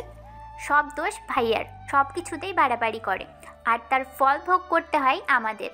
হিয়া কাঁদছে, কাব্য দূরে দাঁড়িয়ে চুপচাপ কাঁদছে। হিয়া এমনিতেই কাব্যর উপর রেগে আছে, এখন আবার এই অবস্থা। এখন তো হিয়া আরও রেগে যাবে। হয়েছে সবার দেখা, এখন সবাই বাইরে যাও, আর ভাবি তুমি ঘুমানোর চেষ্টা করো। একে একে সবাই বাইরে চলে গেল। আমি চুপচাপ শুয়ে আছি, চোখ দুটো বন্ধ করে। কিছুক্ষণ পরে মাথায় কারো হাতের স্পর্শ পেলাম। জানি কাব্য এসেছে। চোখ খুলে আর তাকালাম না। মাথার পেটে অসহ্য যন্ত্রণা করছে, তাই চোখ বুজে চুপচাপ শুয়ে রইলাম। কবে যে সুস্থ হব আর কে এসবের পেছনে আছে তা জানতে পারবো আল্লাহ জানেন। কাব্য ভাবি ঘুমিয়েছে? কাব্য উঠে চলে গেল। ওর কথা বলছে তাও চোখ খুলে তাকালো না। তাকাবে কিভাবে? পেটে যে খুব বেশি ব্যথা হচ্ছে। এই নি রিপোর্ট। তোর কথা মতো আমি বারবার টেস্ট করেছি, কিন্তু রিপোর্ট একটাই আসছে, বাচ্চা নষ্ট হয়ে গেছে। আদনানের কথা শুনে চমকে উঠে ওদের দিকে তাকালাম। কার বাচ্চার কথা বলছে? কাব্য ফ্লোরে বসে পড়েছে, খুব কাঁদছেও। তার মানে আমার বাচ্চা। হাতে লাগানো ছিল কী সব, এগুলো টেনে সরিয়ে পেটে হাত রাখলাম। তার মানে আমি প্রেগনেন্ট ছিলাম, আর আমার বাচ্চাটা নষ্ট হয়ে গেছে। চিৎকার করে কেঁদে উঠলাম। আমার কান্না শুনে আদনান আর কাব্য একে অন্যের দিকে চাওয়াচাই করছে। ওরা তো ভেবেছিল আমি ঘুমে। তিলো, কি করছো? পাগলামি করো না। আমার বাচ্চা নষ্ট হয়ে গেছে, আর তোমরা আমাকে জানাওনি, লুকিয়ে রাখতে চেয়েছিলে। কে বললো নষ্ট হয়েছে? তুমি প্রেগনেন্ট ছিলে নাকি? আমার তো অন্য পেশেন্টের কথা। আর মিথ্যা বলো না প্লিজ। আদনান কাব্য দুজনে চুপ হয়ে কাঁদছে। আমি উঠে বসতে চাইলাম কিন্তু পেটের ব্যথায় পারছি না। তিলো, পাগলামি করো না প্লিজ। এভাবে কাঁদলে তুমি আরও অসুস্থ হয়ে পড়বে। আমার বাচ্চা মারা গেছে, আমি বেঁচে থেকে কি করব? হ্যাঁ, আমার বাচ্চা এনে দাও। তিলোত্তমা, আমার কথা তো শোনো। আমার বাচ্চা নষ্ট হয়ে গেছে আর তোমরা আমার থেকে এত বড় কথাটা লুকাতে চেয়েছিলে। তুমি এমন পাগলামো করবে এই ভয়েই তো আমরা বলতে চাইনি। সবাই বাইরে যাও, আমি ভাবিকে ইঞ্জেকশন দিয়ে ঘুম পাড়িয়ে দিচ্ছি। ঘুমাবো না আমি, আমার বাচ্চা এনে দাও। প্লিজ এভাবে চিৎকার করো না, তোমার শরীর ভালো নেই। ওরা না হয় আমার থেকে লুকিয়েছে, কিন্তু তুমি কেন লুকিয়েছো? আমার বাচ্চা এনে দাও। সব দোষ আমার। আমি বুঝতে পারিনি যে তুমি প্রেগনেন্ট। বুঝতে পারলে ওখানে তোমাকে নিয়ে যেতাম না, সাবধানে রাখতাম তোমাকে। কাব্য, কেন অযথা নিজেকে দোষী করছিস? আমি একজন ডক্টর হয়েও আমার তিলকে সাবধানে রাখতে পারিনি, বাঁচাতে পারিনি আমার সন্তানকে। কাব্য, তুই এমন পাগলামিগুলো ভাবিকে সামলাবে কে? ভাবিকে শুয়ে দে। কাব্য আমাকে শুয়ে দিতে আসলো, ওকে ধাক্কা দিয়ে সরিয়ে দিলাম। কাব্য জোর করে আমাকে শুয়ে দিল আর আদনান এসে ইঞ্জেকশন দিয়ে দিল। আর কেঁদো না প্লিজ, ঘুমাও। বিশ্বাস করো, আমি বুঝতে পারিনি তুমি প্রেগনেন্ট ছিলে। বুঝতে পারলে কি ওখানে নিয়ে যেতাম। কাব্য আমার কপালে ওর কপাল ঠেকিয়ে পাগলের মতো কাঁদছে। ওর গলা জড়িয়ে ধরে আমিও কাঁদছি। আমাদের সাথে এমন হবে কখনো ভাবতে পারিনি। মাথা ব্যথা আর পেটের যন্ত্রণার চেয়ে বেশি কষ্ট হচ্ছে এইটা ভেবে আমাদের সন্তান পৃথিবীতে আসার আগেই ওকে খুন করে দিল। আর ভাবতে পারছি না ঘুমে। আস্তে আস্তে চোখ দুটো বুজে আসলো। হঠাৎ কারো কান্নার শব্দে ঘুম ভাঙলো। আস্তে আস্তে চোখ খুলে তাকিয়ে দেখি কাব্য একটু দূরে চেয়ারে মাথা নিচু করে বসে আছে আর ফুপিয়ে ফুপিয়ে কাঁদছে। কতক্ষণ ঘুমিয়েছি জানি না, মনে তো হচ্ছে এখন গভীর রাত। দেওয়াল ঘড়িটার দিকে তাকালাম, রাত 2টা বাজে। হুট করে বাচ্চার কথা মনে পড়ে গেল। একটা হাত আস্তে আস্তে পেটের উপরে নিয়ে রাখলাম। চিৎকার করে কাঁদতে ইচ্ছে হচ্ছে কিন্তু কাঁদতে পারছি না। আমি কাঁদলে যে কাব্য হাড়ও ভেঙে পড়বে। ডাক্তারবাবু, আমার ডাক শুনে কাব্য তাড়াতাড়ি পেছন ফিরে চোখের পানি মুছে নিল। আমাকে লুকাতে চাইছে। হায় রে পাগল। ঘুম ভেঙেছে? আমার পাশে বসে পেটের উপরে রাখা আমার হাতটা ওর হাতের মুঠোয় পুড়ে নিল। তারপর আমার হাতে একটা চুমু খেলো। এই তো তুমি সুস্থ হয়ে গেছো, দেখো আস্তে আস্তে সব ঠিক হয়ে যাবে। আচ্ছা, তুমি এত সুন্দর করে কষ্ট লুকাতে পারো কিভাবে? কাব্য মুখে হাসির রেখা টানার বৃথা চেষ্টা করে আমার বুকের উপরে মাথা রাখলো। একটা হাত ওর চুলের মধ্যে রাখলো। জানি না আর কত কষ্ট পেতে হবে ওকে। থিলো, আমাকে ক্ষমা করে দাও প্লিজ। কেন? কি করেছো তুমি? এই যে তুমি ভয় পাওয়ার পরেও জেদ করে কক্সবাজারে গেলাম, আর তোমাকে চোখে চোখে না রেখে সবার সাথে আনন্দ করছিলাম। আমি ছোট বাচ্চা নাকি যে আমাকে চোখে চোখে রাখবে? এতে তো আমারও দোষ আছে। আমি কেন তোমার থেকে দূরে ছাদের অন্য পাশে গিয়েছিলাম? না গেলে তো এমন হতো না। মানুষের জীবন কখন কি ঘটে তা তো আগে থেকে বলা যায় না। যা হবার ছিল তা তো হয়ে গেছে। এখন তুমি নিজেকে শক্ত করো প্লিজ, আর তাড়াতাড়ি সুস্থ হয়ে ওঠো। আচ্ছা, কে করিয়েছে এসব? জানতে পেরেছো? না, চিন্তা করো না, খুব শীঘ্রই জানতে পারবো। আর যেই করুক ওকে এমন শাস্তি দেব, দেখো আর কখনো কারো ক্ষতি করার চেষ্টা করবে না। তিলো, জানো হিয়া আমার সাথে কথা বলা বন্ধ করে দিয়েছে। কেন? আমি নাকি আমাদের সন্তানকে ইচ্ছে করে মেরে ফেলেছি। আচ্ছা তুমি বলো, কোনো বাবা কি নিজের সন্তানকে খুন করতে পারে? আমি তো জানতাম না তুমি প্রেগনেন্ট, বুঝতেই পারিনি। জানলে তো জেদ করতাম না। আর আম্মু আপুর সাথে তুমি ঝগড়া করে ওকে নিয়ে বাসা থেকে চলে এসেছিলে। এই ধারণা নিয়েই তো ও ছোট থেকে বড় হয়েছে। তাই তোমার প্রতি ওর মনে কিছুটা রাগ জমে আছে। আর এখন এই ঘটনার পর ওর রাগটা আরও বেড়ে গেছে। তুমি কেঁদো না, দেখো হিয়া একদিন ঠিক তোমায় বুঝবে। তুমি এখন ঘুমাও। তোমার চোখ দুটো লাল হয়ে আছে, তুমি একটু ঘুমাও। না, ঘুমোতে ইচ্ছে করছে না। ঠিক আছে, ঘুমাতে হবে না। এখানে শুয়ে আমার বুকে মাথা রাখো, আমার ভালো লাগবে। কাব্য শুয়ে পড়লো, তারপর আমার বুকে মাথা রাখলো। ওর চুলে হাত বুলিয়ে দিতেই ঘুমিয়ে পড়লো। ওর মাথায় একটা চুমু দিয়ে বললাম, চিন্তা করো না ডাক্তারবাবু, আমি তোমার সব কষ্ট দূর করে দিব। সুস্থ হয়ে আমার প্রথম কাজ হবে আম্মু আব্বুকে খুঁজে বের করা। সবার রাগ অভিমান ভাঙিয়ে আমরা সবাই একসাথে থাকবো। কাব্যর চুলে হাত বুলাতে বুলাতে বাচ্চাটার কথাই ভাবছিলাম। এমন না হলে তো ও আস্তে আস্তে আমার মধ্যে বেড়ে উঠতো আর একদিন আমাদের ঘর আলো করে আমার কোলে আসতো। হঠাৎ কাব্যর ফোন বেজে উঠল। এত রাতে আবার কে ফোন দিল? একটা অচেনা নাম্বার থেকে ফোন এসেছে। কাব্য গভীর ঘুমে, এখানে কথা বলে সমস্যা হবে না, তাই ফোনটা রিসিভ করলাম। আমি কিছু বলার আগেই অপর পাশ থেকে কথা বলতে শুরু করলো। কি কাব্য, তোমার বইয়ের এমন অবস্থা কে করলো? এটা ভেবেই কুল কিনারা পাচ্ছে না তো? ছাড়ো, আমি বলছি, তাতে তোমার কষ্টটা অনেক গুণ বেড়ে যাবে আশা করছি। কাব্য, মনে আছে তোমার অতীতের কথা? তুমি না বড্ড বোকা কাব্য, তাই তো অতীতটা একেবারে ভুলে বসে আছো। এইভাবে ভুলে গেলে হয় বলো? কথা বলছো না যে? ও, চমকে উঠেছে ভাবছো? আমি কেন এসব করছি? যা করেছি আমার স্বার্থে করেছি। এইটা নিয়ে আর ভেবো না, ভুলে যাও। যদি আমাকে খোঁজার চেষ্টা করো তাহলে কিন্তু তোমার তিলো পাগলির চেয়ে খারাপ অবস্থা হবে। তোমার বোন হিয়ার। আর কথা শুনে চমকে উঠলাম। কে এই মেয়ে? ও তো দেখছি আমাদের সম্পর্কে সব কিছু জানে। কি বিশ্বাস হচ্ছে না আমি যে হিয়ার ক্ষতি করব? চলো আমি বিশ্বাস করিয়ে দিচ্ছি।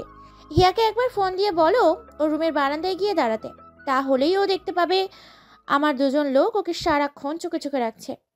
হিয়া যখন দেশে ফিরেছে মানে এয়ারপোর্ট থেকে ওর পেছনে আমার লোক লাগিয়ে দিয়েছি। সো কাব্য চৌধুরী, বুঝতে পারছো আমি যে কোনো সময় তোমার বোনের ক্ষতি করে দিতে পারি। আগেই ওয়ার্নিং দিয়ে দিচ্ছি, যা হয়েছে ভুলে যাও। এক বাচ্চা নষ্ট হয়েছে, আবার বাচ্চা হবে, কিন্তু এই বাচ্চার কথা ভেবে বোনের জন্য বিপদ ডেকে এনো না, কারণ বোন মারা গেলে আর বোন পাবে না। আর আমি জানি হিয়ার কিছু হলে তুমি এমনিতেই শেষ হয়ে যাবে। আর শুনতে পারলাম না, ফোনটা কেটে দিলাম। মেয়েটার কথা শুনে ভয়ে আমার সারা শরীর ঘামছে। মেয়েটা কতটা ভয়ানক সেটাও একবার প্রমাণ করে দিয়েছে। এখন যদি ও হিয়ার কোনো ক্ষতি করে, আমি হিয়ার কোনো ক্ষতি হতে দিব না। আমি ওকে আগলে রাখবো। কাব্যর ফোন থেকে নাম্বারটা ডিলিট করে ফেললাম। আমি চাই না কাব্য এই বিষয় নিয়ে আর খোঁজাখুঁজি করুক আর হিয়ার বিপদ ডেকে আনুক। কাব্য মেয়েটাকে শাস্তি দিতে গেলে যদি হিয়ার কোনো ক্ষতি করে বসে, তখন হিয়া তো কাব্যরই সব। হিয়ার কিছু হলে কাব্য শেষ হয়ে যাবে। আমি আমার জন্য ওদের ভাই বোনের কোনো ক্ষতি হতে দেব না। কিন্তু মেয়েটিকে, যে কিনা আমাদের সম্পর্কে সব কিছু জানে, শুভ্রা জানা, সে ব্যাপারে আমি নিশ্চিত, কারণ কণ্ঠটা শুভ্রা ছিল না। তাহলে মেয়েটি কে? তিলো, উঠো। কাব্যর ডাকে সকালে ঘুম ভাঙলো। কিছু খেয়ে ওষুধ খেয়ে নাও, তারপর আবার ঘুমিয়ে যেও, সমস্যা নেই। বাসায় যেতে পারবো কবে? এই অবস্থায় তুমি বাসায় চলে যেতে চাইছো? এখানে তো তুমিই সেবা করছো, তাহলে বাসায় সেবাটা করলে দোষ কোথায়? তোমার সাথে কথাই পারবো না। আচ্ছা, 1 সপ্তাহ পর বাসায় নিয়ে যাব। আরও 1 সপ্তাহ? তুমি ভালো করে সুস্থ না হলে হবে বলো? তোমার যদি কিছু হয়ে যায় আমি কি নিয়ে বাঁচবো? কাব্য আমার গালে একটা হাত রেখে বলল। ওর 2 চোখ দিয়ে পানি ঝরছে। কতটা ভয় পায় ও আমাকে নিয়ে। বাসায় যাওয়ার কথা আর বলবো না, একেবারে সুস্থ হয়েই বাসায় যাব। কাব্যর হাতের উপর আমার একটা হাত রাখলাম। ও মুচকি হেসে আমার মুখে খাবার তুলে দিল। কাব্য, আসবো? আয়। ভয় পাওয়ার কোনো কারণ নেই, রিপোর্ট ভালো এসেছে। সত্যি? কিসের পাসপোর্ট? আদনান কাব্যর দিকে তাকিয়ে রিপোর্টটা রেখে বেরিয়ে গেল। আমরা ভয় পেয়ে গিয়েছিলাম, এত বড় আঘাতের পর তুমি যদি মা হবার। ও বুঝেছি, আমি আবার মা হতে পারবো। এটার রিপোর্ট ভালো এসেছে? আমি তো ভেবেছিলাম আমার বাচ্চাটা বুঝি বেঁচে আছে। থিলো, আমি বুঝতে পারছি তুমি কি ভেবে খুশি হয়েছিলে। মন খারাপ করো না, দেখো আল্লাহ আবার আমাদের কোলজোড়ে সন্তান দেবেন। বালিশে হেলান দিয়ে চুপচাপ বসে আছি। কাব্য দূরে চেয়ারটাই মন খারাপ করে বসে আছে। কাব্যটার উপর দিয়ে বারবার ঝড় বয়ে যাচ্ছে। কবে যে ও একটু সুখের দেখা পাবে। ভাবি, আসবো? হ্যাঁ, এসো। হিয়া কাব্যর দিকে রাগি চোখে তাকিয়ে আমার পাশে এসে বসলো। ভাবি, তোমার ভাইয়ের সাথে কথা বলো না কেন? কোনো জেদি লোকের সাথে কথা বলার ইচ্ছে আমার নেই। কথাটা শুনে কাব্য হিয়ার দিকে তাকালো, তারপর চোখের পানি মুছতে মুছতে রুম থেকে বেরিয়ে গেল। ভুল করছো হিয়া, এসবে ওর কোনো দোষ নেই। তোমার বেবিটা নষ্ট হয়ে গেছে, তারপরও তুমি ভাইয়াকে দোষ দিচ্ছ না? না, দিচ্ছি না, কারণ কোনো বাবা তার সন্তানকে মেরে ফেলতে চায় না। এসবে কাব্যর কোনো দোষ নেই। হ্যাঁ, ও একটু জেদ করেছিল কক্সবাজার যাওয়ার জন্য, বাস এইটুকুই। তুমি ভাইয়াকে খুব ভালোবাসো, তাই না? যে মানুষটা একটা অচেনা মেয়েকে প্রথম দেখায় এতটা ভালোবাসতে পারে, তাকে ভালো না বেশি কি থাকা চাই? আর হ্যাঁ, একদিন তুমিও সব রাগ অভিমান ভুলে তোমার ভাইয়াকে ভালোবাসবে, আমি জানি। আমি তো ভাইয়াকে ভালোবাসি, অনেক ভালোবাসি, কিন্তু এই কিন্তুটা আমি দূর করে দিব। আমাকে সুস্থ হতে দাও। আমি তোমাদের সবার রাগ অভিমান ভাঙিয়ে আবার সবাইকে এক করব। সবাই মানে? আপু আমাকে খুঁজে বের করব, দেখো তুমি। সত্যি বলছো? হ্যাঁ, যদিও আমি জানি না কিভাবে খোঁজা শুরু করব। তা আমি তোমাকে একটা সূত্র দিতে চাই। আমি আব্বু আম্মুকে চাই, প্লিজ তুমি এনে দাও। কি সূত্র?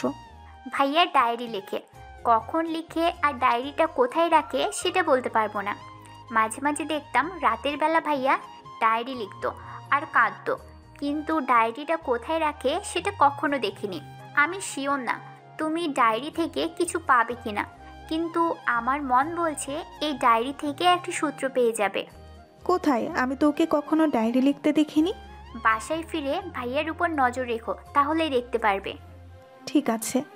চুপচাপ শুয়ে আছি, কাব্য পাশে বসে ল্যাপটপে কাজ করছে। ভাবছি হিয়ার কথা কি সত্যি, কিন্তু আমি তো কাব্যকে কখনো ডায়েরি লিখতে দেখিনি। আর যদি সত্যিই লিখে তাহলে কি ডায়েরির থেকে কিছু পাবো? কাব্য থেকে নজর পড়ল, এক মনে ল্যাপটপের স্ক্রিনে তাকিয়ে আছে। এত মনোযোগ দিয়ে কি এমন কাজ করছে কে জানে। হঠাৎ একজন সিস্টার তাড়াহুড়া করে রুমে ঢুকলো। স্যার, এই পেশেন্টের অবস্থা খুব খারাপ। কাব্য ল্যাপটপ হাত থেকে রেখেই দৌড়ে চলে গেল। কাব্য এত মনোযোগ দিয়ে কি এত কাজ করছিল দেখার জন্য ল্যাপটপের দিকে তাকালাম। স্ক্রিনে একটা ছোট্ট বাবুর ছবি দেখে বুকটাই ব্যথা শুরু হয়ে গেল। তার মানে কাব্য কোনো কাজ করছিল না, বসে বসে এই বাবুটার ছবি দেখছিল। এতক্ষণ তো কষ্টটা একটু কম হচ্ছিল, এই ছবিটা দেখে বুকের বাম পাশে ব্যথা শুরু হয়ে গেল। কাব্য আমাকে সাহস দেওয়ার জন্য সব কষ্ট লুকিয়ে আমার সামনে দিব্যি হাসে, কিন্তু আড়ালে ও কতটা কষ্ট পাচ্ছে এই ছবি না দেখলে তো বুঝতেই পারতাম না। আবার চিৎকার করে কাঁদতে ইচ্ছে হচ্ছে আর বলতে ইচ্ছে হচ্ছে, কেন হলো আমাদের সাথে এরকম।